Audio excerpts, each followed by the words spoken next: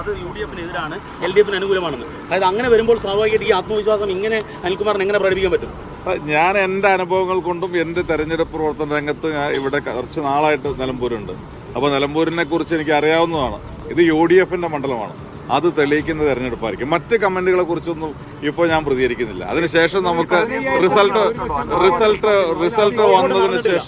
Result വന്നതിന് ശേഷം ഞാൻ പറയാം. ഞാൻ നിങ്ങളോട് പറഞ്ഞാണ്, തെരഞ്ഞെടുപ്പ് രംഗത്ത് നമ്മൾ ചില കാര്യങ്ങൾ നമ്മൾ ഒഴിവാക്കിയിട്ടുണ്ട്. അത് ഈ സമയം ഞാൻ ഒഴിവാക്കുകയാണ്. അത് അത്തരം കാര്യങ്ങൾക്ക് ഞാൻ മറുപടി പറയുന്നില്ല. അവിടെ തന്നെ നിൽക്കുകയാണ്.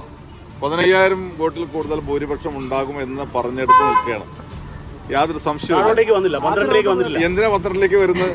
അതിനകത്തുള്ള വോട്ടല്ലേ. എന്നിട്ട് താഴോട്ട് വരുന്ന കാര്യം എന്താ? വഴിക്കടവ് ഞങ്ങൾക്ക് ആദ്യം ഭൂരിപക്ഷം ഉണ്ടാവണം. അതുണ്ടായിരിക്കും.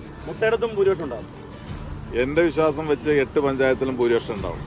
എന്റെ കണക്കൂട്ടൽ വെച്ച് മുനിസിപ്പാലിറ്റിയിലും അമരമ്പലത്തും കരുളായിലും ഒക്കെ ഭൂരിപക്ഷം പ്രതീക്ഷിക്കുക. മുഴുവൻ സ്ഥലങ്ങളിലും ഭൂരിപക്ഷം ഉണ്ടാവും. അതെ, 8 പഞ്ചായത്തിലും ഭൂരിപക്ഷം ഉണ്ടാവുന്ന തെരഞ്ഞെടുപ്പായിരിക്കും എന്നാണ് ഞങ്ങളുടെ കണക്കൂട്ടൽ. അത്ര വലിയൊരു കോൺഫിഡൻസ് എന്താ പ്രകടിപ്പിക്കാൻ കാരണം? കാരണം എന്തായാലും ഈ അമരമ്പലത്ത് ക്രോസ് വോട്ട് നടന്നു, അടിയൊഴുക്ക് നടന്നു എന്നുള്ളതാണ് എല്ലാവരും പറയുന്നത്. അല്ല, നമുക്ക് കാണാമല്ലോ. നമുക്ക് ഏതാനും മണിക്കൂറല്ലേ വേണ്ടുള്ളൂ. എനിക്ക് അതിനകത്ത് യാതൊരു വിശ്വാസം കുറവില്ല.